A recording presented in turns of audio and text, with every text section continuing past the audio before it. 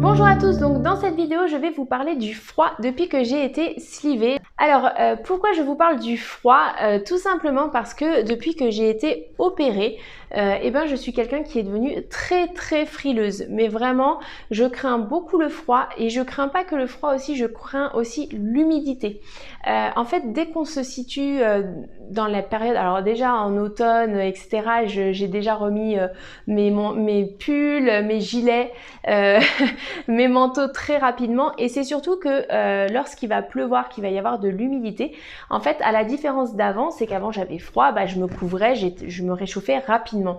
En fait maintenant quand j'ai froid, j'ai l'impression qu'en fait c'est l'intérieur de mon corps qui est froid et c'est très difficile en fait de le réchauffer. Par exemple, je vais boire un thé ou un chocolat pour me réchauffer, donc sur le moment je vais bien avoir cette sensation de chaleur, mais dès que ça va être assimilé par l'organisme, je vais avoir à l'inverse très froid. Et c'est pareil, si je suis dehors, je vais facilement grelotter, je vais avoir plein de couches sur moi. C'est très compliqué, y compris le soir. Par exemple, dès que je vais me mettre dans mon lit, je dors tout de suite avec des pyjamas en pantalon, en manches longues, etc. parce que j'ai froid, j'ai tout le temps froid aux pieds. Mon conjoint me dit tout le temps que la nuit, parfois j'ai même froid aux mains. En fait, les extrémités sont tout le temps froides, donc c'est pas très agréable.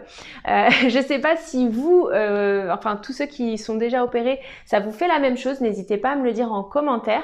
Mais voilà, c'est vraiment quelque chose qui est pas très agréable. C'est pareil en été, je suis quelqu'un pour sortir en débardeur, juste avec un débardeur, il faut qu'il fasse 27 degrés, 28 degrés, parce que même s'il fait 24, 25, dès qu'il va y avoir un petit brin d'air, hop, tout de suite je vais avoir besoin de me couvrir les épaules. Donc voilà, sachant que j'habite en région parisienne, 27 degrés c'est énorme parce qu'avec la pollution, etc., ça fait tout de suite plus étouffant que en province.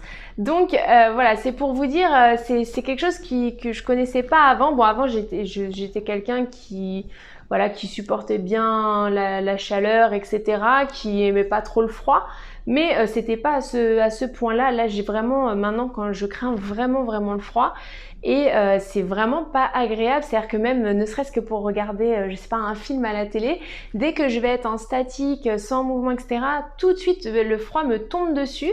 J'ai besoin de me couvrir. Alors du coup, voilà, je fais une collection de plaids, de gilets et tout ce qui va avec.